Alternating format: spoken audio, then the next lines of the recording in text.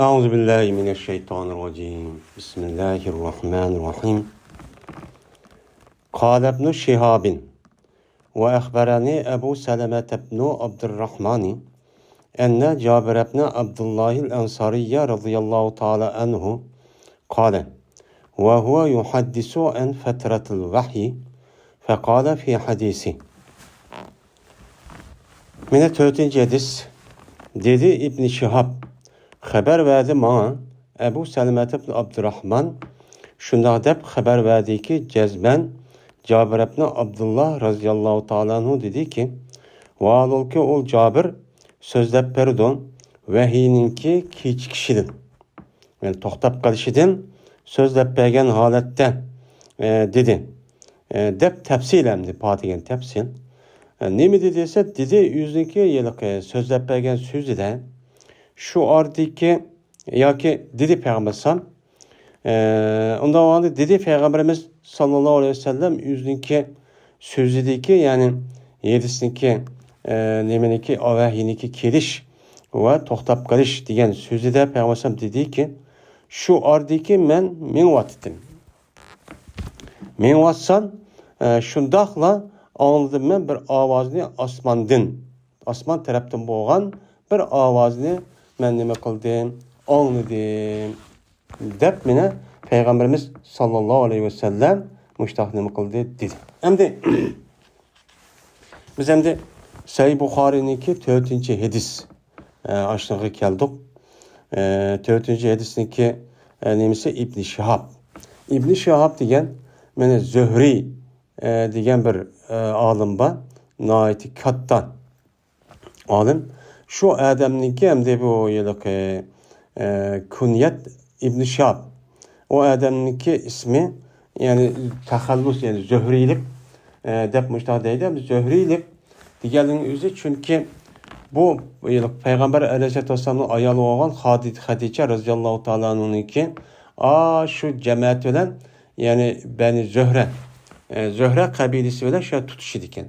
Tutaşkandaki şu itibarla bu adamni Zöhri dep mındak dep ataydı diken yani bazı vakitte ben İbn Şihab dep ne makuludu ataydı. Ende bir yerde dedi İbn Şihab ve haber verdi bana Ebu Seleme dedi. Şimdi haber verdi bana Ebu Seleme diyen dikin. Bu yerde va etfu olan vani ekilipti bu İbn Şihab ve ahberani Ebu Seleme diyendek. Anda olan dikin ve ahberani diyen vaniki üzi bu ma'tub yani yukarıki şu senetkiki yani ve haber verdi bana digini bu yukarıki şu aldığı yedisi var on. Şu yedisindeki aşağıdaki senet nemisiga o nemi o şag etfi. Şag etfi olgandikin bu yılki yukarıki yedisindeki üzerinde 3. yedisi var ne? Haddesena mı Yahya ibn Bukayrin kâle haddesena leysu en ukaydin en ibn Şahabin an ibn Urvete Zubeyri en Ayşete ummul mu'minin radıyallahu ta'ala anha. Müşahede İbn Şihab yani Ukayl İbn Şihab'da rivayet kıptı. İbn Şihab olsa bu yıllık yukarıda yani İmam Bukhari bizge Yahya ibn Bukayr bizge yedis bayan kıptı dedi bu Yahya yedis bayan kıptı bizlerge Leys olsa Ukayl olsa İbn Şihab'dan dedi. İbn Şihab'da diyen bu andiken mayademde neminiki üzide bu yıllık dedi İbn Şihab yani bu yerde İmam Bukhari devadıdı dedi İbn Şihab tep İbn Şihab bilen İmam Bukhari'ninki aralığında Leys, Ukayl, Bukayr Yahya ibn Bukayr var. Yani yukarıki aşağı etpi ki yani şu yıllık İbn Şihab dedi o haber verdi diyen bana diyen Ebu Seleme. Bu yerdemde haber verdi Ukayl yani İbn Şihab şu yıllık Ukayl'e aşağı etip olgan oldu. Yani aş senet arkalık deydi İmam Bukhari bana yani ne kıldı yani İbn Şihab müştah dedi deydi. Yani İbn Şihab bilen Bukayr'ninki aralığındaki 3 ravi okşaş. Ama İbn Şihab hikaye vakti üzüde İbn Şihab manında Urvet ibn Zübeyir müştak ne bu kadar rivayet kan. Hem de deydi o haber verdi bana İbn Şihab dedi ki Ebu Seleme. Yani manında Urvet ibn Zübeyir emez Ebu Seleme ibn Abdurrahman. Yani Abdurrahman Evf radıyallahu ta'ala onun oğlu olan Ebu Seleme bana haber verdi. Şunda deyip ki Cezmen Cabir ibn Abdullah deydi. Hem de yukarıda Urvet ibn Zübeyir diken Ayşem. Benim müştak dedi diyen ayetista. Manında çoğun Cabir ibn Abdullah müştak dedi deydi. Anda vardı ki müşahede şu yıllık Urvu kişilik olan aralıkta yukarıda Şeyh İmam Bukhari okşar. Bu yer kelgendi ki anıdayken bu nimidin nime kılıdı. Urvu'dan kılmay Ebu Seleme olan Abdurrahman Evf'nin oğludan İbn Şihab yer rivayet kıldı. Anda vardı ki aşağı 3 tane İmam Bukhari okşar İbn Şihab gerçelik mayedistima. Onu değil ki edista şahsılaydı. Birinci şahsıyan Urvet ibn Zübeyir onundakin Ayşe. Manada deydi İbn Şihab Ebu Seleme İbn Abdurrahman bunun da başlap andık Cabir deydi iki şah bu olan buldu. Yani bu bir ayrım bir hadis olup muttasil. Ninki katarıcı bu olan buldu. Yukarıki senetke asasen. Şimdi bazı adamlar maniki yüzüne bu nime deydiken onu yani mutabe dep başta atıldıkken liki bununki mutabak yani muallak dep İbn Şihab başta dediğindikken muallak bu yani muallakatı Bukhari yani İmam Bukhari'ninki muallak kılıngan men muşundaq hadis muallak degeni esil durulgan yani esil durulgan degeni şu yedisindeki senedindeki baş tarafını düşürüp onunki ahirini deydigan mesela İmam Bukhari tercümetli babdaşta deydi onu de ya ki olmaydı İbni Uyeyne mandaq dedi ya ki Ebu Basri Ebu Hasan Basri rahmetullahi aleyh mandaq dedi ya ki palanı sahabe mandaq dedi. Mene bu İmam Bukhari bilen bu tabi'in mesela Ebu Hasan Basri ve onun başka İbni Uyeyne diye adamın aralığında bir 3 senet var. Hem sahabenin gepini mi deydiğin gep sahabeden sadece İmam Bukhari'nin aralığında 3-4 bir senet var. Şu senetni üzüvetip anıdaki İmam Bukhari mandaq degendeki muallak. Yani isip koygan. Yani yukarıdaki muttasil olan ayetdeki senetin üzü demek isipli kisipla apırıp İmam Bukhari mandaq dedi. Bunu ne deyimiz onu muallakat deyimiz.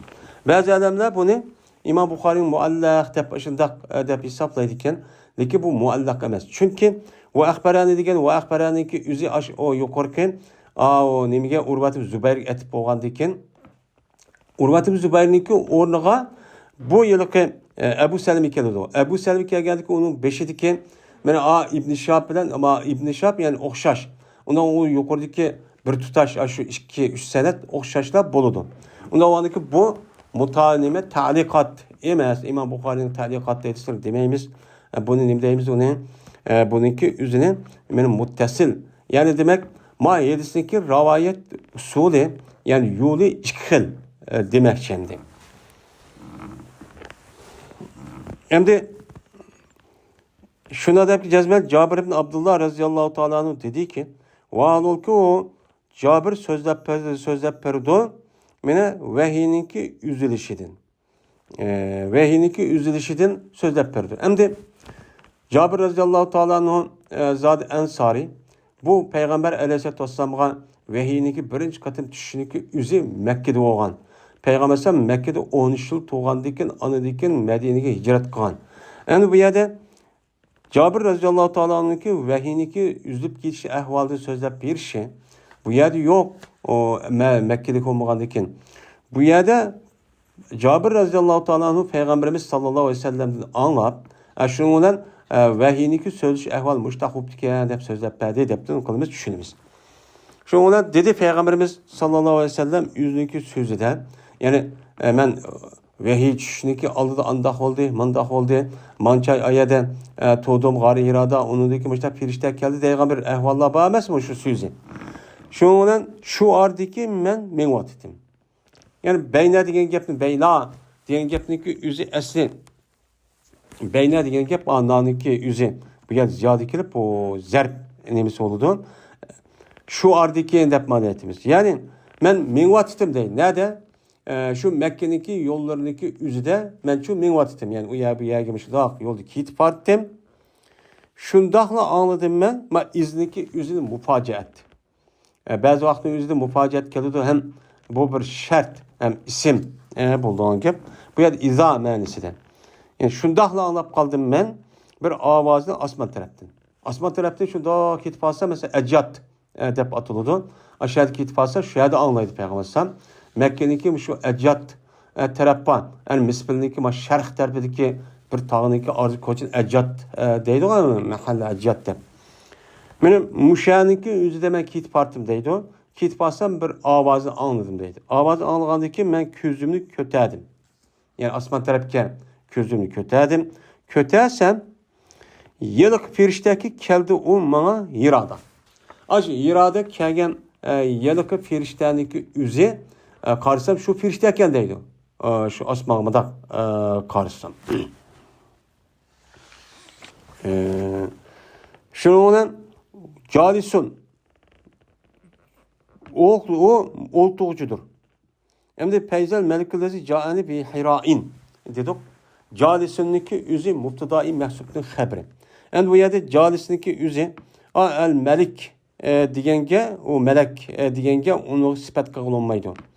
Pes keldi bir firişteki ki pes şu dahlı karşısa min izamı pacet. Bir firişteki keldi o firişte bana yira teğidi kelgen yelik firişte. Bu yerde iliplamdaki üzü zihni harici. Yani burun yelik burun ve hikega vakti üzü degen firişte degen gibi. Hem de şu firiştenin üzü mene yira teğidi şuken. Calisun ki o yani olduğucu idi degen olmayı. Çünkü o mevsub, ma'ruf, marifet ma sıfatın üzü nekir olmaydı. Yani mevsubniki üzü ma'ruf olsa sıfatın üzü mü nim boludu marife. O nekir olsa bu nekir olan gibi. Şu an calisun dep peş okuşunun sebepçi şu. Yani bu firişte olduğucudur.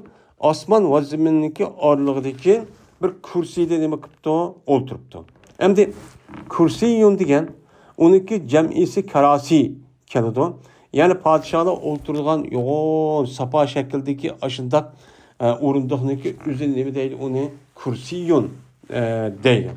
Yani şunda bir kürsüdeki otursa da asman zemindeki ağırlıkta aşağıdaki oturuptu kürsünün üstünde deydi o. Oturduğundaki şununla ben nem kıldım bu yerdeki üzerinde feru'aytun minhum.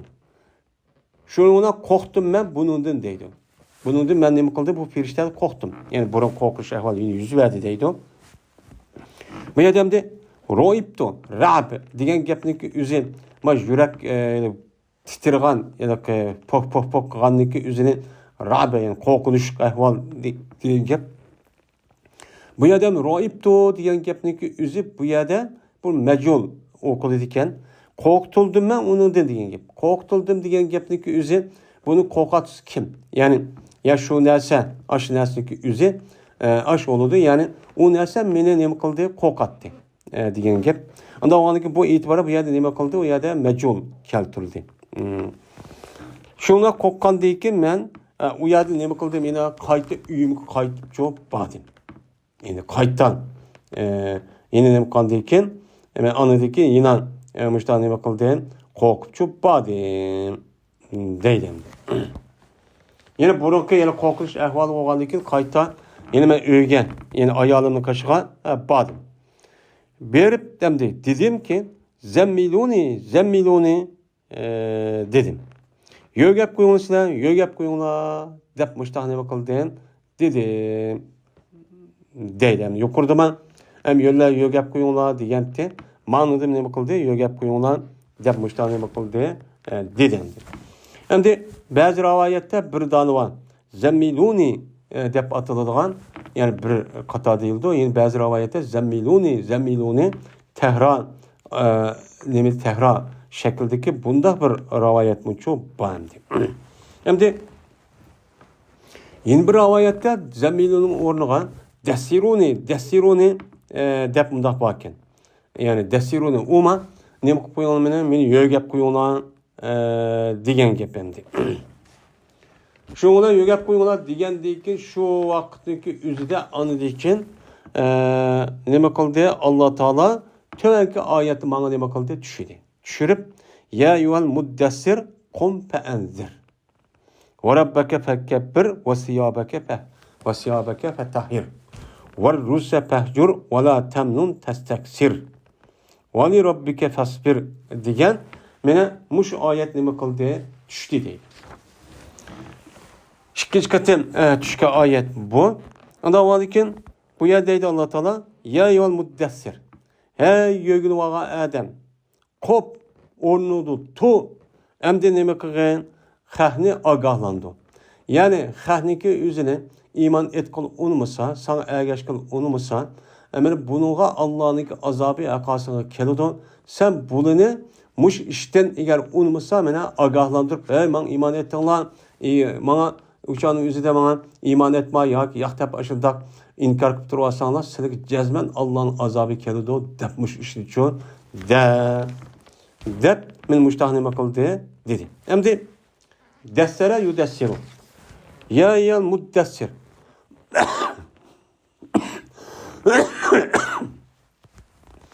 Bu yerde iptala babiden hemmimizin malum. Desere yedisiru desir. Yani asıl bununki nemisi iptala babiden bulup id tesere. İd desere oludu. İd desere olan boğandikin desir. Ya yuhal muddessir. Ya tefa'ale babeden yani iddessere yeddesiru. İddessere yeddesiru oludu. Bu yerde asıl iptale yaptaydı. İddessere. Bunun deyimiz. Ya komaydı tefa'ale. Tedessere. Tedessere oğandaki tedessereniki yüzü tefa'ale babede deyimiz. Tefa'ale babede diye vaktin yüzüden men ayılık tavıdan da ikisi mehrecge bir yakın idgam kıldık dep onu yelaka başlaş tesol dep onunki beşigan bir hemzini ekirimiz. Hemzini eke geldikin zira okulgan ves hemziniki üzde şuna iddesere bolu dendi. Yani yögen yögünüp turvagan muşundak yotkanlığı içi yögünüp turvagan adam. Kop emdi. Emdi yadılgan vaktin çoğu hazır çoğu yok. Yadılgan hazır vaktin çoğu yok. Penzi. Kopup insanlarını ne bakın agahlandır.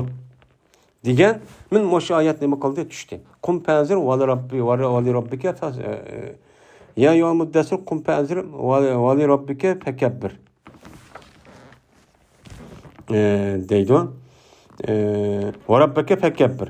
Ve seninki Rabbini ne bakın tekbir. Senin Rabbini tekbir etken. Seninki Rabbini nait ulu kat edip ne bakın bil. Muş gepni çu de. Yani çoğun bil. Ve siyabeke fetahhir. Ve seninki kimini ne bakın onu pakisle. Ama seninki kimini pakisle necasetten. Yani kim geçerinin nemisi hiç kadar vaktiniz paskana bu kalmışsın değil. Ama bir de bu yılki kimlik üzerinde bazı rivayetlerden yılki düşüncenin üzerinde seninki kimini pakisle degen nefsini degen gap.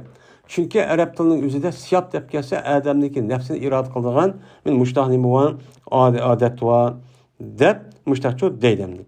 Bu yerde nefsini pakisle degen nefsinki kelgan her qanday bir kemçillik ve onu boğan mene kesel başka bir nesi var ruhi kesellikning üzü esat o gaybe şikayet şirkten ibaret olan men bu nesin üzü özünki nefside nima qilgan pokizlagan degan nima bo'ldi gap bo'ldi. Endi varrusa fahjur sen rujsini yani paskin nesinki üzünü bu yerde nima qilib terk et. Endi rizsep gelse uçağın üzerinde köpünçe yani gözünde Kur'an'dan şirk yani but deydi. Yani butni terk et. Endi bu yerde ikkinchi katı bo'lgan ekan. Endi Peygamber burunma o'ylab but kargız tazim qilmaydi. Endi mayadinki o'zida yeni qayta oyat tushib, buni yeni qayta sen butdan iborat bo'lgan bundaq bir narsaga tazim qilib, hurmatlab, mana boshqa qilishdanki o'zidan sen nima qilgan uni sen uni terk et. Hergiz u yerga berib cho'q qolma deb meni Peygamberimiz sallallohu alayhi vasallam degan mush oyat nima qilgan tushgan. Aslında rizqning o'zi bir azap. Yani azapni terk et. Azap bo'lgan sabablarniki o'zini terk et degan gap. Endi mushu oyat, mushu yetishga asosan bu vahiyniki ikkinchi qatim tushganlikniki o'zini buni uchun ko'rsatdi. Unda o'g'ankin yuqorqi yetishga rivoyatga asosan Birinchi tushgan oyat nima ekan? Iqro. Unidagi bir mezgil vahiy to'xtab qoldi. Meni oldingi darsimiz degandek 3 yil yoki 6 oy rivoyatga asosan mana bu vahiy chu kelmagan. Kelmagandan onadagi payg'ambar shu bir ko'chada ketib qolgandan keyin shu bilan osmonda Jibril alayhisolamni ko'rdi. Ko'rgandan keyin yana qo'rqib qaytadan burun qo'rqishlik avval uyga kirib anadan o'zini voy meni o'sha yo'gab qo'yinglar deyish orqali shuning bilan nima qildi? Andaki oyat ikkinchi qatim tushdi. Ya'ni bu yerda Jabir roziyallohu taolo'niki bu oyat birinchi qatim tushdi degan boshqa bir rivoyatdan bor. Yani birinchi qatim tushdi degani, ya'ni vahiy to'xtab qolgandan keyin ikkinchi qatim tushgan nima bu oyat deb nima qilamiz? Unaga tushunamiz. Mana Alloh taoloning varisa pahjur degan mush oyat kelgichilik. Unidan qizib ketdi vahiy. Mana vahiyni qilib ketdi, qizib ketdi. Asli bu yerda hamiya yahma deb hayin kelgan bo'lsa, o'chanizda men qizi degan gap bir o't yoki daraxt, masalan, suv binasi uniki o'zi qizisa, o'chaniki o'zida hama deydimdi. Bu yerda vahiy qizib ketdi degan gapniki o'zi, vahiyniki oq kelganligi o'zi bu yerda nima va u yerda bu arablarning o'zi shuni shu o'tniki yo tumuniki qizib ketganligini qildi o'xshatdi. Qizib ketganlik o'xshatib, anadagi bu yer istiara bo'lib, mushabbahun bihiniki o'zi bo'lgan.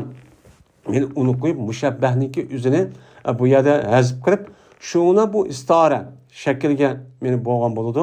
Bu yerda qizib ketdi deganing o'zi chunki qizilgan narsaniki o'ziga, qizilgan narsaning o'zi oqim bo'lmasa, u narsa qizib ketmaydi. Bir o'tni bir qata qalab, yana bir o'chirib, yana bir qalab, yana bir qata o'chirib yoki bir narsa qizish uchun jazman uni surkash kerak. Surkash kerak bo'lganda surkashning o'zi davomlashmasa, bir surkab qo'yib, yana qilsa bu nima bo'lmaydi o. Bu yerda yiliqi narsa qizimaydi. Men ikkisiki o'ttirdiki vaji shabacha mana mushu. Mushu bo'lganiga mushu e'tiborla anadikin vahiyniki unidikin oqim davomli 23 yil men davomli men shu payg'ambar vafot bo'lgan qadar ashta kelishlik o'zini nima qildi? Meni ash o'tniki qizg'an ahvoliga kelgan oqim kelishga nima qildi? Mushu bir o'xshuva deb mush gapni ishlatdi. Unda o'zikin vahiyniki o'zi bu yerda nima qildi? Bu yerda mana qizidi va tataba bu tafsir. Yani qizidi deganing o'zidan bu yerda vahiyniki o'zi oqim taba. Yani ergishib keldi. Oqimi mushundoq ergishib shu keldi vahiy. Mana birinchi qatim oyat tushgandan keyin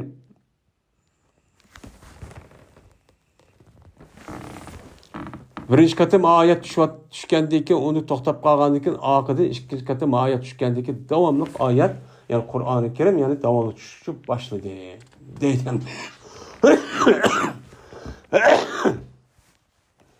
Ammo yerda mahadis bilan mana yuqorqi babniki tarjimatul babniki babun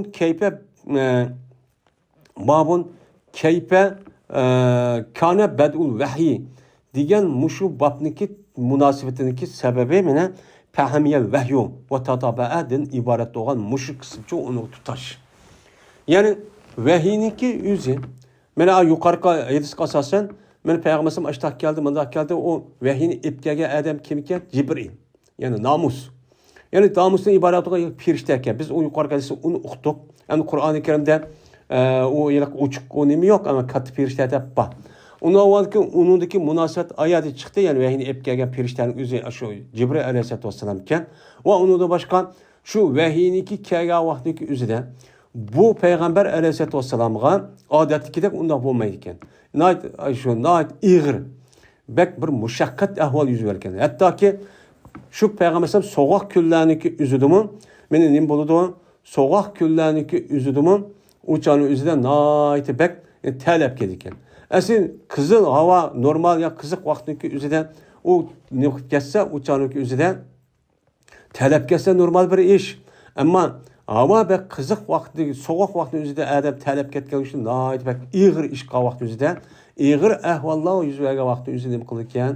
U nima qiladi? Talaydi. Mana buni qaragan vaqtimizda vahiyniki tushishniki o'zi odatdagidek mundaq bir nima emas, nayt jafo mushaqqat. Ya'ni bu jafoning o'zi jismga tortib payg'ambarimizniki ta'sir qilib mushlar ishlatchu bo'ladi ekan. Ya'ni odatdagi nima emas, o ish shu emas. Endi u yuqori hadisdagi bab bo'lgan munosabatni ashitdi. Endi ma yedisindeki yukarıki aş babka tercüme etip babka münasip olğan için fahmiye vahyu ve tataba'a deganning bo'lgan bo'ladi. Mana shu so'zchu bo'lgan bo'ladi.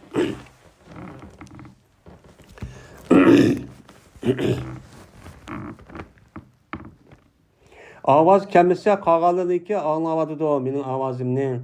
Aslniki ovozim asl bo'ladi. Kamigan bo'lsa yetilib qolishlik. Tabahu Abdullah ibn Yusuf ve Abu Salih. Men ergeçti. Hem de bu yerde ergeçti. Tabe, yutabi o deydi. Bu yerde ergeçti şu Yahya ibn Bukayr'e. Mene kim ergeçti? Abdullah ibn Yusuf ve Abu Salih. Ne mi kıldı? Bu yerde ergeçti deydi. Bu yerde hem de tabe, yutabi o diyen gepni bu yerde biz ne mi kılımız onu bilimiz. Tabe, yutabi o diyen tabe ergeçti diyen gep. Tabe bir-birisine ne mi kıldı? Ergeçti. Yani bek ergeçti diyen çok gep oldu. Endi bu yerda mutabat deydigan bir qoida var mana Buxoriyning o'zida ham boshqa Hindistonning o'zimi deydi. Bu yerda endi tabe degan pil bo'lgan bo'ldi, hu degan zimir, yuqoriga Yahya ibn Bukayriga nima qildi? U yerga yonadi. Yongandan keyin Abdullah ibn Yusuf bu chaniki o'zida bu tabe'niki fa'il bo'lgan bo'ldi. Unda undan keyin bu yerda tabe kelgan vaqt o'zida 4 xil narsa bor. Birisi ergashkuchi. Ergeç kişi manada nemiken Abdullah ibn Yusuf çünkü paylı olan için ergeç kişi Adem boğan buldu. Hem de tabi'anınki zimir hu diyen zimirninki üzü. Bu zimirninki üzü isim mef'ul. Mef'ul olan için mef'ul gen o mutaba yani ergeçilgen Adem diyen. Ergeçilgen Adem kim o? Yahya ibn Bukayr.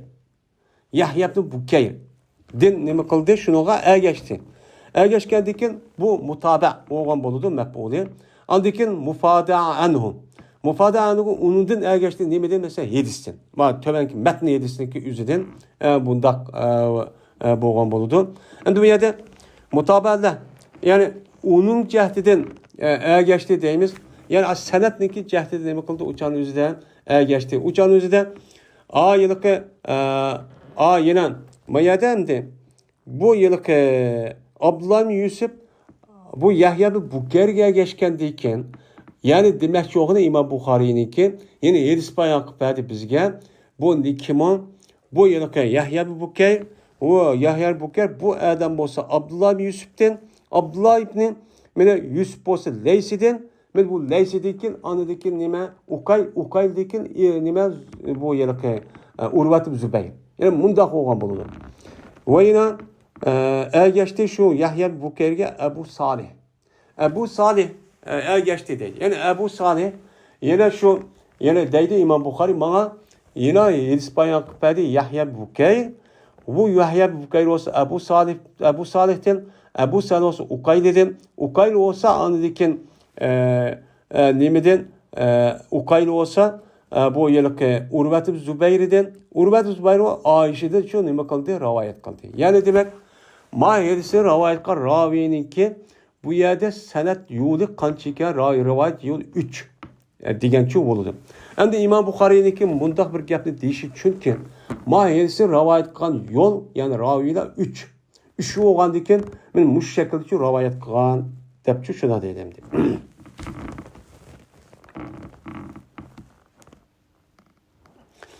Ve yine ergeçti. Bu Yahya ibn Bukayr'e Hilal ibn Raddat. Bu Adem Zöhri'din. Ne mi kıldı? Ergeçti. Yani Zöhri'din ergeçip Zöhri olsa Urvedin, Uruv olsa Ayşem'din. Hem de bu yerde bu Hilal ibn Raddat'nınki üzü Zöhri'ninki aldı doğan İbn Şahab'ninki aldı deyim bu an Ukaylı var. Benim şu Ukaylı'nınki üzü de şu yılki ikinci yedisi koyayım diyeyim. Üçüncü yedisi. Mene İbn Şahab'nınki aldı Ukay bağ olgan oldu. Bu ergeçti bu nimige Yahya Bukayr'e Hilal ibn Raddat Zöhri'din deydim. Zöhri'din ergeçkendikin uçan üzden Ukay uçan üzden Zöhri'din yani İbn Şahab'din bu yılki Raddat bu yerde ergeçti. Yani Ukayl'ninki orada kim var bu yerde reddat. İlahi reddat varken onunki aldığı Leys Yahya Buker yani şu senet bilen bulurken. Yani Ukaylı kişilik boğan ağırlıktan bu yılki senet okşaş. Yani Ukayl'ninki ornagan. Yani Leys kişilik boğan ağırlıkta senet okşaş. Leys'deki yani Ukayl var ma o 3. hadisten. Ma adamniki yılki ma rivayetlik üzerinde hilalık reddat barken. Bu adamdaki Zöhri olsa Urved'in Urvası Ayşem'den rivayet kıldıkken. Ve dedi Yunus. Yani bu Yunus tep kelidi la cık müştak rivayetin üzü bu adam ise ya Yunus ibn Zeyd'in asli eyli deydi. Yani bu Yunus ve Ma'mer'ninki üzü dedi ki nim dedi bavadiruhu dedi. Yani demek bu yerde dedi Yunus ve Ma'mer digini yani Yunus ve Ma'mer ikisi Zöhri'den rivayet kılıp Zöhri olsa ma rivayette yine Urve'den Uru olsa Ayşe'den rivayet kılıp ma kıgar rivayetlik üzüden nime deppa yukarı rivayetin üzüden mene yercibu fuaduhu depçu battı mene yercibu fuaduhu digen şu yedisçu bat söz bat yani yercibu fuaduhu dep can hak ana bir kari yercibu fuaduhun digen aşağı bir rivayet var. Mene yercubu fuadu dep işte mene. Önüne Peygamber yüzün ayet kaydı o yercubu fuaduhu dep bakın. Fuadu hep yukarı rivayette bakın. Ama Yunus Ma'mer'ninki rivayette Zöhri'deki rivayetinki üzerinde onunki orada ne dep var? Bavadirhu depçuba yani yercubu bavadirhu. Bavadir diyen badiretuniki cem'isi oludu. Badiretun diyen ubur jürek diyen gep. Yani badiretuniki esli ma ki gidehli ama mühürün ardına tutulan bir göçlük üzerine medirep durduğun. Bunu badiretun dedik ya. Bununki cem'isi bavadir. Yani titreydi o. Peygamber sallallahu ma ki gidehli ma yadiki nimetleri göçler. Yani ki gidek deyimiz var. Benim muşu yani ki üze nimkulu mitreydi. Bu midray derken bu yer midraganın üzü yani demek korkma jürek midray diyen gep rivayette bir vasıta jürekninki üzü titreydi o diyen nime oldu gepçu boğan bulu demdi. Yani her işkelisi meli bavadiruhu dep rivayet kusun ya ki yercubu fuaduhu dep her işki rivayetin üzerinde yani korkup ketkenliğindeki ehvalini bu yerde nime kıldı onu bildirdi. Yani demek bu yerde mahallesi ki Yunus ve Ma'mer'den kar rivayetindeki üzerinde İmam Zöhri'den müşniçu ukturdu deylendi.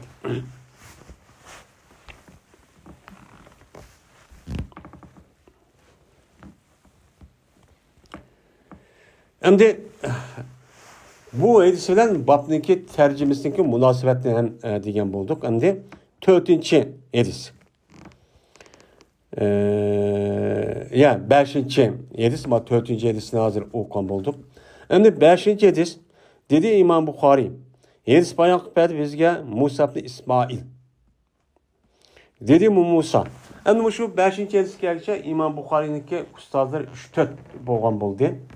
Bu şey hadis bayan kıpet bizge diyen Musa ibn İsmail diyen İmam Bukhari'ninki yüzüge ma adam hadis bayan kıpet yaptı. Bayan kıpet geldi demek yani hadis sözler yaptı. Hadis sözler belgendikken kim sözler verdi o adamga ustazı yani şeyhi deyimiz. Yani şeyh uçağın üzerinde bu rivayet kıldı. Hem yukarı şu 3. hadisi Yahya Buker bu şu 4. hadisindeki nemisi var. Yahya Buker'i takılıdı. Hem 2. hadisindeki üzümün 3. hadis işte okuyacağın üzere 2. hadisinin üzümün Yahya Buker. Yani bu şeyh boğan buldu hem de. 1. hadisi kelsek uçağda Humeydi diye adam boğan buldu. Yani hazır mahallesindeki nemiz kasada Üşmün ustazı o rivayet tuttu. Yani mahallesi rivayet kan İmam Bukhari'nin ustazı min etrafı da dep işte değildi yani dersindeki nemisi de. Yani cık adamdan anlayan yani cık ustazı olan bu adamın. Dedi İmam Bukhari hadis bayan kıpet bizlerge Musa ibn İsmail. Şimdi İmam Bukhari dedi İmam Bukhari digeldikken ma kitapniki üze İmam Bukhari yazgandikken goya İmam Bukhari biz divatıdı. Unda oğanıkin İmam Bukhari goya bizim nimimiz o şeyhimiz. Mene İmam Bukhari yüzü bak kitabının ki yazış asasen İmam Bukhari bizge degendikin. Men bunu asasen İmam Bukhari bizge men ustaz oldu hem de İmam Bukhari'ninkin andaki senetine bu gapniki üzerine İmam Bukhari orayet asasa biz bunu Peygamber Aleyhisselam'dan anladık. Hem de İmam Bukhari'ninki muşu rivayet asasen bu nime muttasil. Bu sahih. Sahih degan gapniki üzerine sağlam hadis degan gap.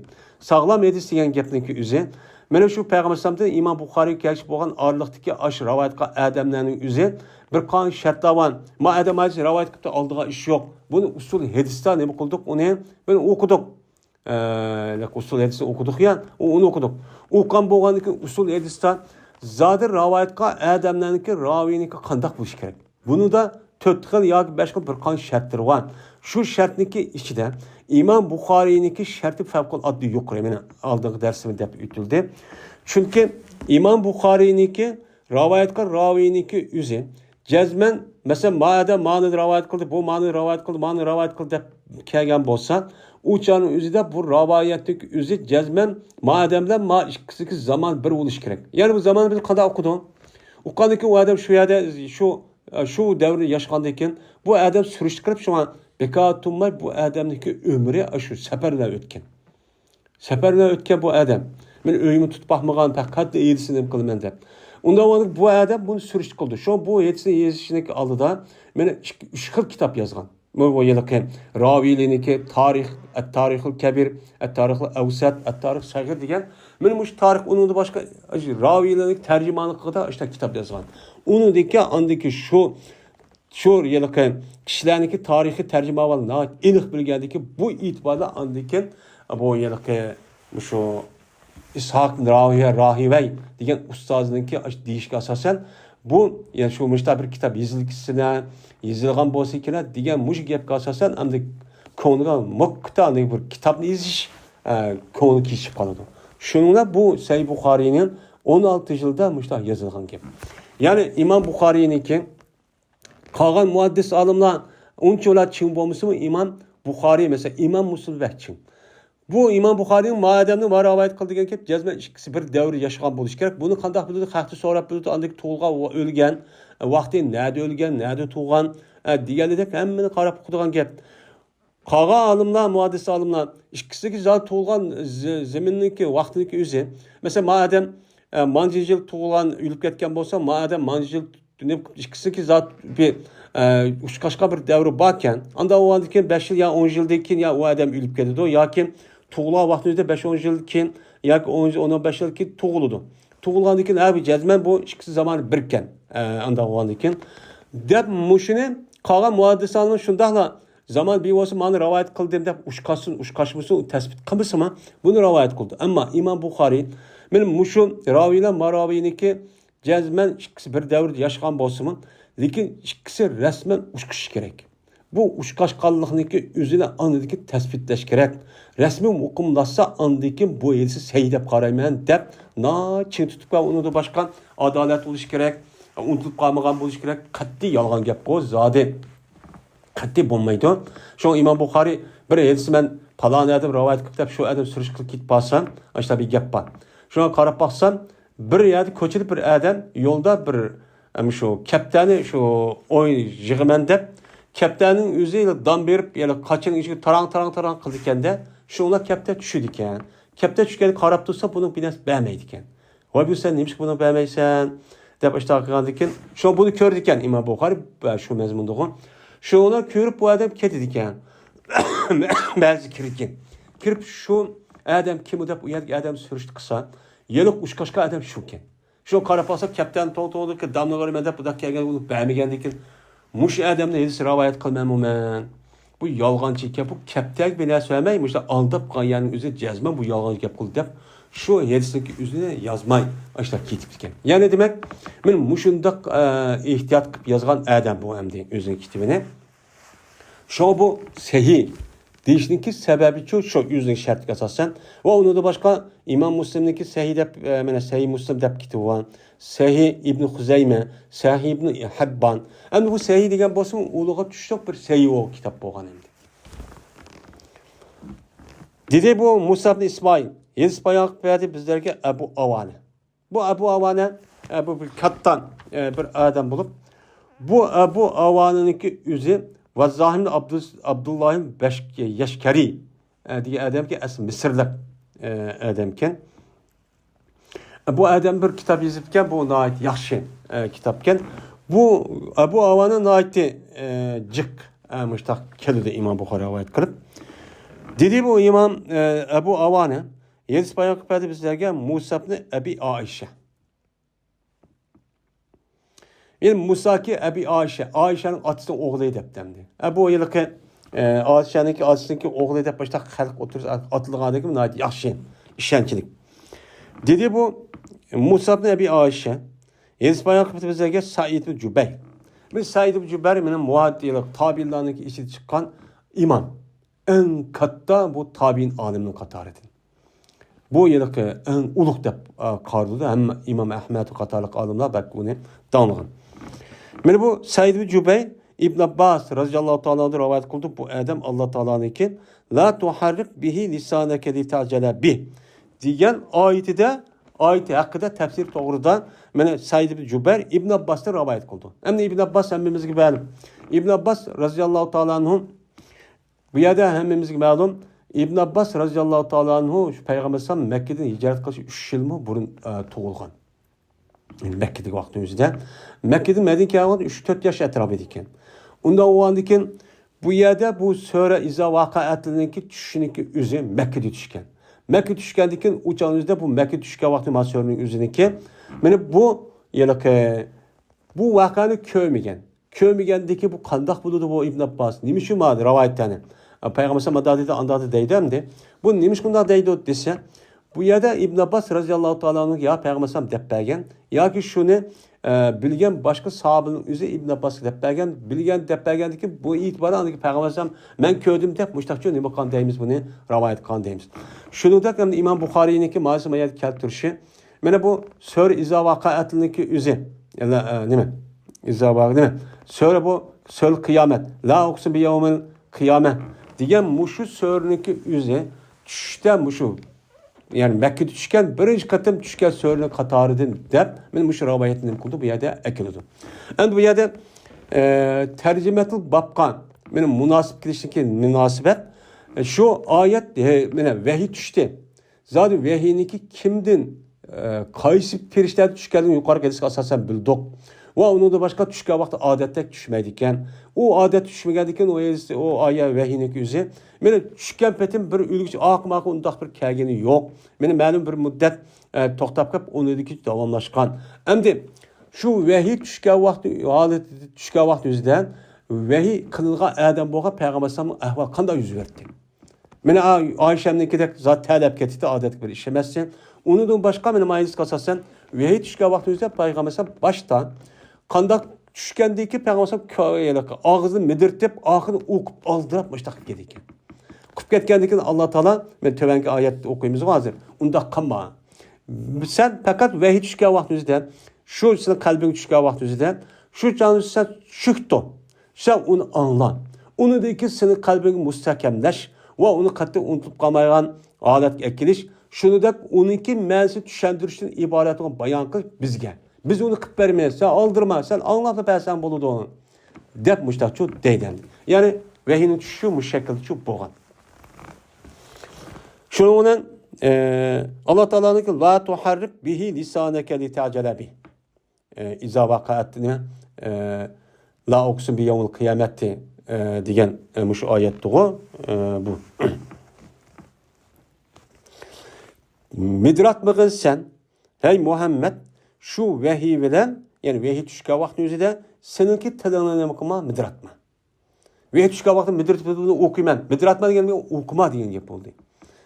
Yani tilininki yüzü midirse yani okuydu diyen yapıldı zikir yani okudu diyen yap. Unda çok kama.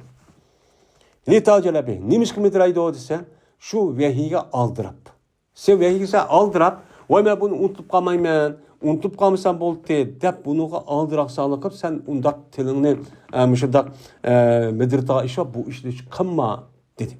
Hem bu ayetin zahiri şu. Onda o andaki bunun kartta İbn Abbas radıyallahu ta'ala'nın tercümatul Kur'an boğan bu zat nime deydi o dese.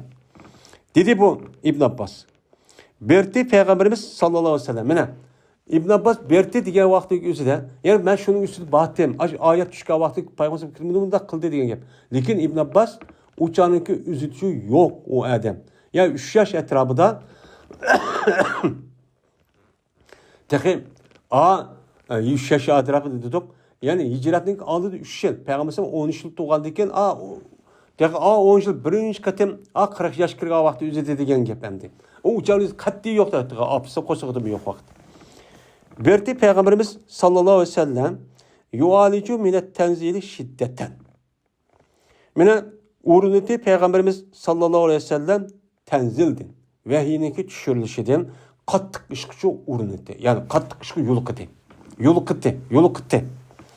Yani alaca yualicu mualacet degan gapning o'zi bir adam bir ishni qilman deb haflashsa buni nima deydi biz Uyg'urda mualaj deydi. Yani ilaç. İlaç degan yani o kesilib qolgan bo'lsa uni davolaydigan dori berib burada ko'sib qolgan uni ilaç deydi qani. Yani mualaj qil dedi. Yani Peygamber sallallahu şu Kur'an-ı Kerim'den ibaret olan vahiy tushgan vaqtda o'zida Peygamber şu jarayonda bir qattiq ahvollarga yo'l qildi. Qattiq ig'ir emas, u yalaqi yinlik emas bu ish. Yani biz oylaymizki Peygamber Allah'ın başına vahiy Kur'an-ı Kerim tushgandiki bizni qanday qo'limizga qarshi tarafga telefon kesib, anlaganda kulib bunaqan undaq emas. İşte o'ylab qolamiz. Lekin undaqchu emas. Yani böyle qattiq ahvollar yuz berdi. Yani talab ketdi, hattoki Peygamber vahiy tushgan vaqtimizda jism degan ig'irlashib, u Peygamberning puti bir qitim Ayşe'nin birsinki nimqonda toshni qo'yganda petib ketgan yerga. Men mushunda ahvollar yuz bergan. Yani demek Kur'an-ı Kerim'de ibaret olan bu nimetninki o'zi bizga yetib kelishniki mana mushu jarayonida Peygamber mushda ahvol bo'lgan. Mushda jafo tatgan. Mana o'ziniki vahiyni olaman deb Allohni, uni da boshqa men dinni da'vat qilib yetkazman deb mana tercümanı okuymiz. Şuna Peygamber sallallahu mana shu Alloh hamd etgandan keyin ko'p vaqtning o'zida mana nima deymiz o'chani 4 yo'llashninki o'zinchi qilamiz. Buni farz deydi, uni qilamiz chunki shukr etish uchun. Va berti Peygamberimiz sallallahu aleyhi ve sellem hozir zoir shu. Nimani? Anda bir nimasi qatordagi midirtiti Peygamber sallallahu o'zining ikki kalpigini deydi. Endi Mayada zahir kanuniki zemiri Peygamber'in yeniş inak zahir görünüşü bu. Mimma diye vaktimizde ma diye neyman anda bir nimesi deyin ki diyen maası bu gayri makul yani gayri ukul olan nesi işletildi. Menço akıl yani ulul akıl olan yani cenva akılla nesi geçiyor işletildi. Bu Araplarınki benim ismini işletilen şekli şu. Lakin maniki yüzünü bu yerde menninki orada işletildi. İşletken boğandaki bundan bir adet çok var. Yani madem murat men. Berti Peygamber anda bir kişinin Katar'daki metirti o yüzde iki kalpigini. İki kalpigini metirtiğin kişinin Katar'daki. Yani başka bir adamlar battı yani görünüş şu. Bu adamı bir gapni bir adam anlap olsa unutup kalmayacak. Akıda tuzlu kıpçaş müştakkılığa bir adam şunu Katar'daki diyen gördü. Lakin bu doğru çok emez. Bu adamda o Berti şu iğirlik. Kanunki zimri aşı iğirlik. Yani vahiy tushgan vaqtda shundaq bir aşı iğirlik ahvoli yo'lqush degan gap. Shu yo'lqushniki o'zi anda bir ishni qatorindiki, yani anda bir ishdan paydo bo'ladi ekan, medirti Peygamber o'zining kalpigini. Yani Peygamber o'zining kalpigini mana medirishdan iborat bo'lgan ash sababdan anladı ekan, bu yerdagi iğirlik buni da yuz keldi. Qanday Peygamber oyat bir tushdi vahiyga. Onu dedi ki bu vahiyini ben yad evalemem deyip anladı ki kalplik medirtip okuyup yürüp bu bir iş oldu. Benim mundakçı mençu bunu kılımız bunu men etimiz. Ondan sonra bu yerdeki kanuniki zemiri aşu yani ki mualajniki master olan mualacet kelim koludu yanıdı. Ve boğan idi şu qattiq urunuş anda bir sebepten. Men ayada anda bir sebepten boğan idi ki anda bir narsadan boğan idi ki Peygamber özü kalpini medirtdi. Yani ayet qattiq ahvoli yo'liqishniki o'zi shu yillik kalpigin medirishdan iborat bo'lgan ikkisi bir. Meni shu vaqt uchun bo'lgandi. Shu an bo'ldi. Shundan dedi İbn Abbas. Endi bu yerda İbn Abbas dedi demdi. Men medirtibman u ikki kalpigimni sil uchun qandaqki Peygamber medirtdi ikki kalpigini. Peygamber yüz işgal kadar bitirgan ama bunu şu müdirtimen dedi. Men bu yerde İbn Abbas yok.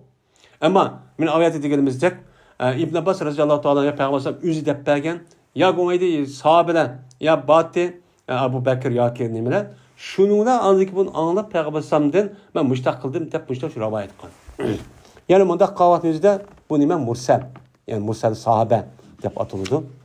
Çünkü mursal sahabe degen sahabeninki yüzniki mursali. Yani bir sahabeninki yüzü Peygamber aleyhissalatu vesselam'da rivayet kıldı. Men bunda kıldım. Ama o sahabenin yüzü o vaka boğavaqtı o sahabe yok. Lekin yeni bir sahabe var. Yeni bir sahabeni koyupla onu apırıpla sahabe Peygamber müştak deydi. Şununla bu mursal sahabe deyimiz. Men İbn Abbas'taki muşu sözüme mursal sahabenin katardı çok kirdim. Ve dedi Said ibn Cübeyr radıyallahu ta'ala rahimahullah memnun medirtime bu işkalpıgını kandak köydümen İbn Abbas'ni medirtu İbn Abbas bu işkisini. Yani İbn Abbas şu vakti kandak medirtpegen ögetke vakti yedistepege vaktini da kırıp men hazır sılgıçon men medirtpermen der Said ibn men bu Said ibn Cübeyr'ninki meni Said ibn Cübeyr'ninki şahit olan kim o? Musa ibn Abi Aişe'ye müştak kıptı. Musa ibn Abi Aişe'ye şahitlerken hem de bu buluğa müştak kıpırmentep müştak deptemdi. Şu ona midrat dedeydi o İbn Abbas üçüncü kalpigini. Midrat'tan müştak kıl demdi. Hem de müştak kıl deyini ve hiniki ehvali başta düşke vakti üzere. Çünkü yani İbn Abbas adı yok. Müştak bir ehval çok yüz verdi yani ve hiç düşke vakti üzere. Şunu bilen Allah Teala tövenki ayet nem kıldı düşürdü. Düşürüp dedi ki: "La tuharrik bihi lisaneke li ta'cele bih. İnne aleyna cem'ehu ve Kur'aneh." dedi. Midrat mı sen ey Muhammed? Şu vehiyiniki sevvilen, vehiyiniki kegellik sevvilen senin tılını ne kılma midratma.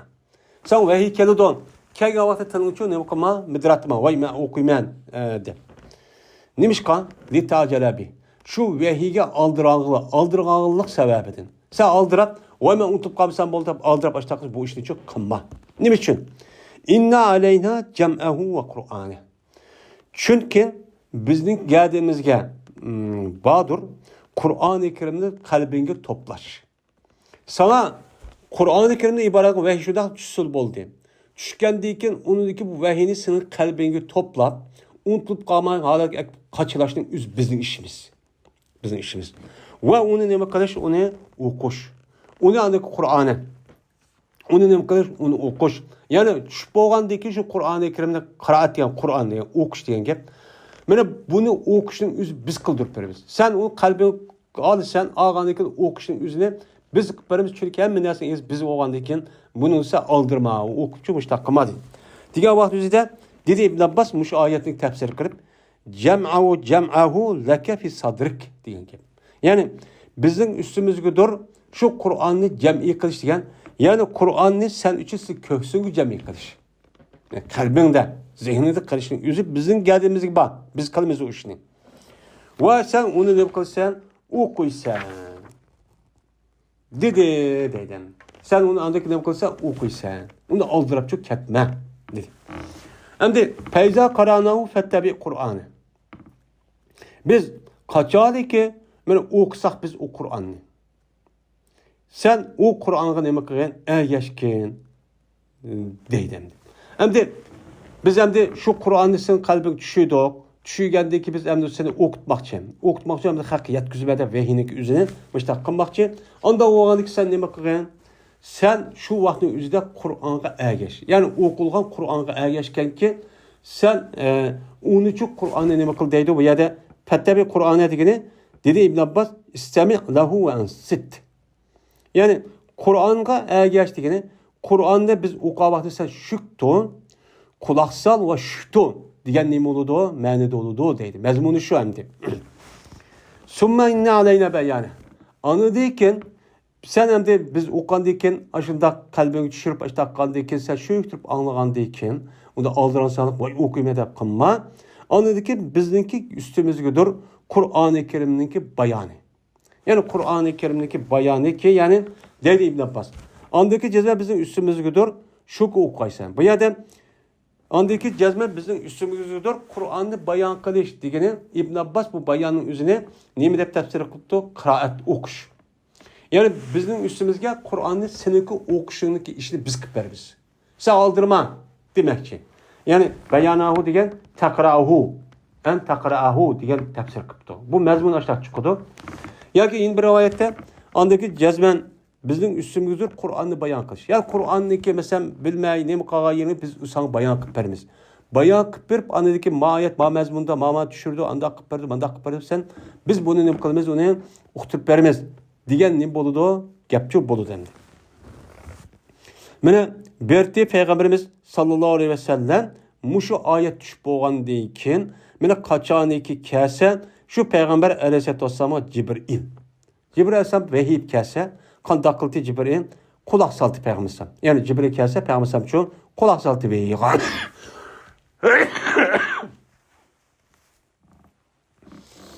Uçalınızda ne mi kılma? Uçalınızda ben okuyayım da çok kılma. Onda iş tüket kulak salmay. Yani şu vehi kere ağzınızda şu vehinin yüzü kulak sep anlap çok turttu. Kaçadaki keset Cibril aleyhisselam vehini düşürüp yani yetkizip işte ketke vaxtınızda men okuydu bunu Peygamberimiz sallallahu aleyhi ve sellem okuydu yani kişilerge yak yüzü yetkiziş yüzüden kandaki okudu Peygamberimiz Cibril'din.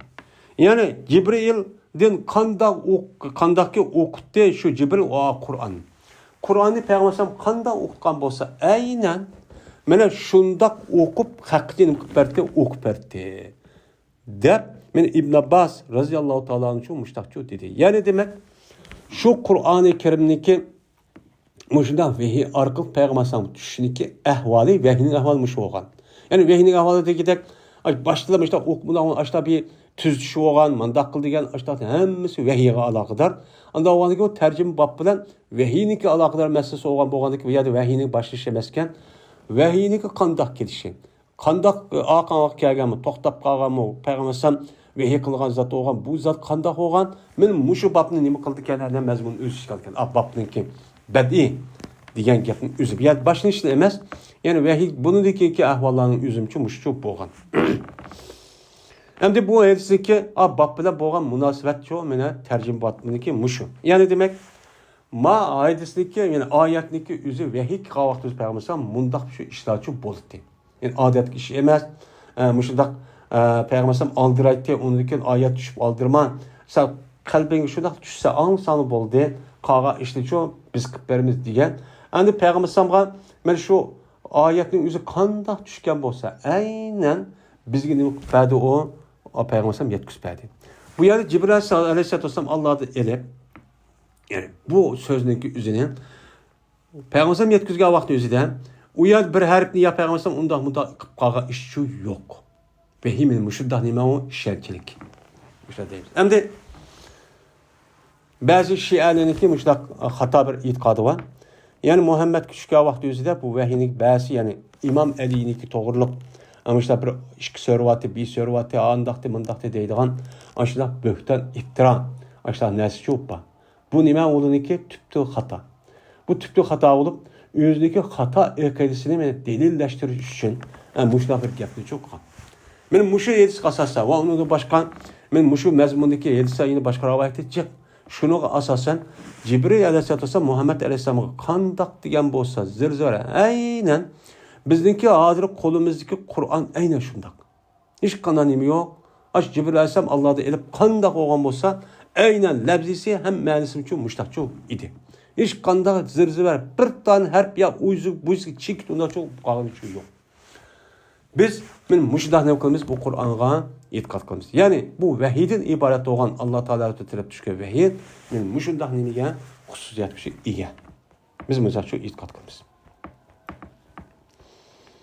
Yani bu yerde şepetey dedi şepetun diyen gapın özü bu kalp diyen gap. Onunki teslisi şepetey.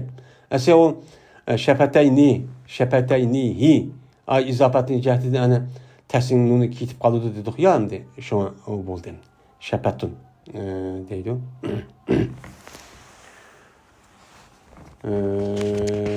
Deydendi. Şimdi 6-cı hadis. Hadis bayan bizə Abdan. Dedi bu Abdan xəbər verdi bizə Abdullah. Yani bu yerde İmam Bukhari'nin yeni bir ustad çıktı. Abdan deydi onun gep.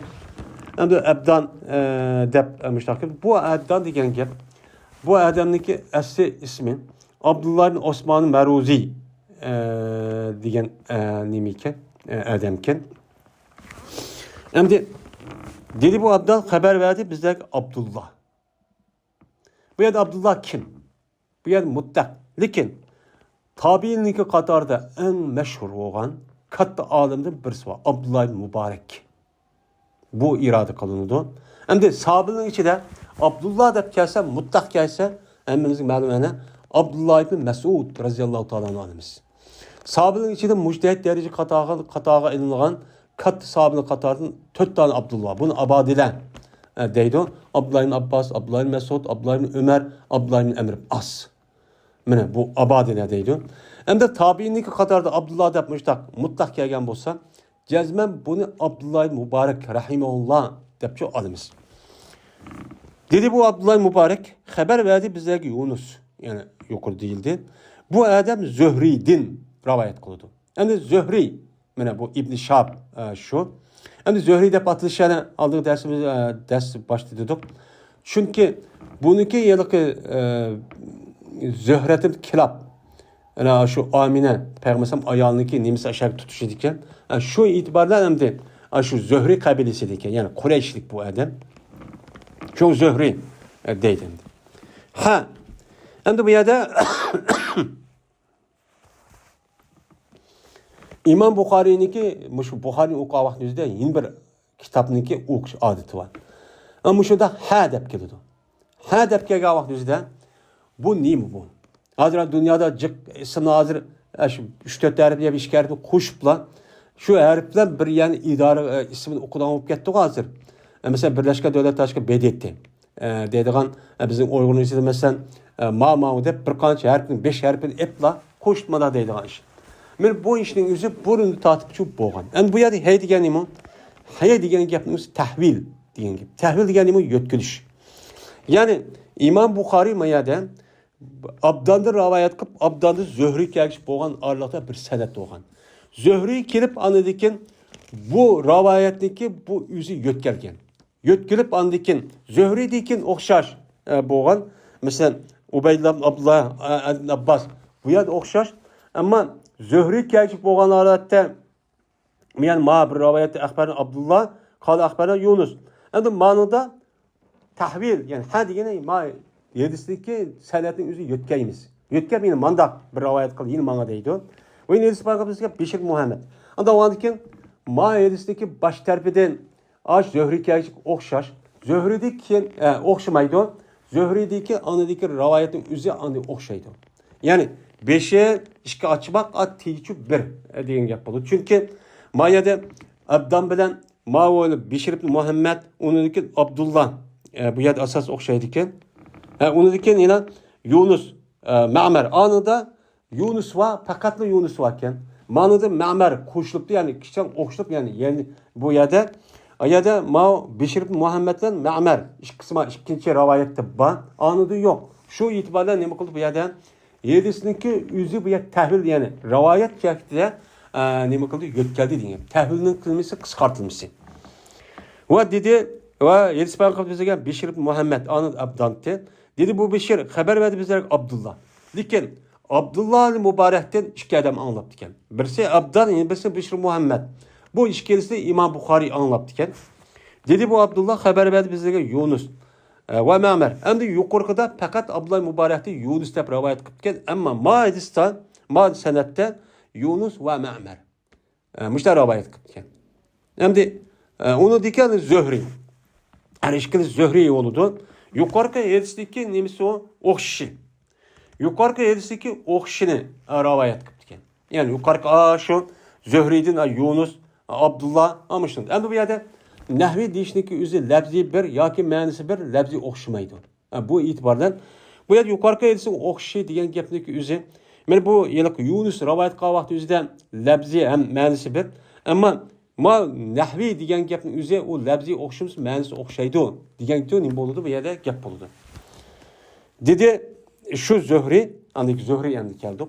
Xabar verdi bana Ubaydullah ibn Abdullah degan adam. Bana xabar verdi deydi.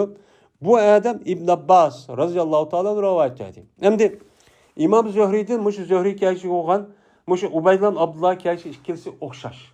Yani ikki sanat birisi o'shiq, birisi yo'q, ama o'xshamaydi, ama buniki o'xshaydi. Dedi İbn Abbas, berti Peygamberimiz sallallahu aleyhi ve sellem Ademlerinki en sehirağıydı. Kana Resulullah ismisi kanınki ecvede onunki haber oldan zibir okuldu. Ademlerin en sehisi idi değil. Sehilik mertlik yagavakta beklemedi, onun ödüğü kişi yok idi. Ve berti bilinmesin ki en sehiliki berti Ramazan'da bilinmesin ki en sehiliki berti peygambersem Ramazan idi. Ramazan'da bek sehiti değil. Qaysi vaqt Ramazanda desen, yani Ramazanda ol bir vaqtdagi uçquşudur Peygamberimiz Cibril. Mana Cibril Peygamberimiz Ramazan uçqashqa vaqt o'zida Peygamberimiz ajoyib nima baxsiyati. Ya'ni nima qilishqa, yaxshi ishni qilishqa. U yerda mening vaqtim yo'q, men ani qilaman, men ishni qilaman demaydi. Chunki unuga yaxshi ishqa baxillik qilmaydi ekan. Her qanday vaqt o'zida mana Ramazonning o'zi g'animat bo'lib, bakcho ibodat qilib, Qur'on qayta o'qib, kechik o'qilmay, mushtaqchoq qildi. Va berti uçqishdi Peygamber Cibril Peygamberimiz bilan her kechsi Ramazonda cho'q nima qildi? Uçqishdi. Her kechsi keldi ekan, bu yerda o'qiydi ekan.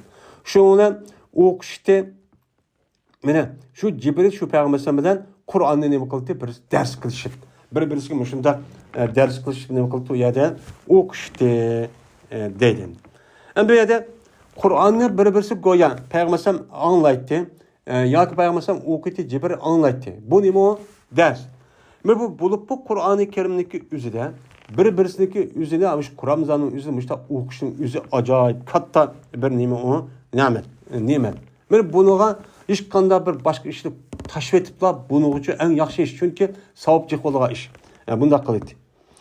Fes her ayda Peygamberimiz sallallahu aleyhi ve sellem en sehi idi yaxşılıkka koyup birilgen nemedimi şamaldım. Koyup birilgen adı hiç kadar tosağı yok. Ya tüzlerde oğan şamal bek işlik çıktı ya var cür aşkın. Benim Peygamberim'deki yaxşılık gelgen vakti üzde şu şamaldımı bek yaxşı nerede vakiyse bütün işindeki emmeni beni koyup Peygamberim'e Ramazan'ı bulup bu Ramazan'daki onu 20 kirgen deyken bütün işten emmeni şu itiplar keçimi künde okulmayla hatta balvakını oğutup işte teheccüd namazı okuydu. Dedi. Depço deyden. Şimdi bu yerden bu hadisdeki melek kelgenliğindeki üzü bu nime oldu dese Cibril aleyhisselatü vesselam normalde her bir katem aj vehiyiniki üzünün ya bir alaka yüz verdi yani boldu ya Allah buyurdu bana yetkizdi. Mene Allah'ın buyruğuna bunun için aşında şu vakti geldi. Ama Ramazan'da mene Cibril aleyhisselatü vesselam bir kata vehiy qilib bo'lgan narsaniki o'zini qaytib Payg'ambar sallallohu tahrir qilishib, bir-birisiga o'qishib, mushtaqqa vahiy. Bu nima vahiy? Mana Payg'ambar sallallohu o'qidi, Jibril anglagan, ha deb tasdiqlagan 11 vahiy. Ya'ni aynan tahrasi bo'lgan bo'ldi. Ya'ni Qur'oni Karimniki Payg'ambar sallallohu tushda bir qata tushib to'xtamay, Jibril alayhissalatu vassalam mana bulub bu Ramazonning o'zida qaytida kirib tushib bo'lgan oyat, meni so'rlarni qaytida o'qib, yana mushida anglab, bir-birisi mushtaqchoq qildi. Ya'ni demak Qur'oni Karimda Allohdan Muhammad alayhisalom tushib, Muhammad alayhisalomdan bizga yetishib kelgan Qur'onni hech qandoq tushgan bo'lsa, aynan shunda. Mana bu xavarij, Shia'niki e'tiqodi maqibdikan deydigan zindiqniki undan nemisi yo'q, u gapiga hech qanday asos yo'q. Biz o gapini o'qimaymiz, qat'iy ishlamaymiz. Mana buni nima qildi bu yerda munosabat shu endi. Yana yuqorqi oyat va hadislarning ko'zida Jibril alayhisalom ashtaq keldi, Payg'ambar ashtaq bo'ldi, ammo ma'noda Ramazanda tushib bo'lgan vahiyning o'zini qayta o'qilib, yana qaytadan o'qib, men mushtaq qildi. Manda qildi. Chunki ruhiy dunyodan moddiy dunyo, ya'ni Jibril alayhisalomdan Payg'ambar ikisini tutishi Başka vakit normal olan bolsa ama Ramazan gelgan vaktin özüde men alakası favqulodda yuqori etdi. Her kişi deydi ya, her kişi müstakil deydi. Ve ahir da'vana elhamdülillahi rabbil alemin.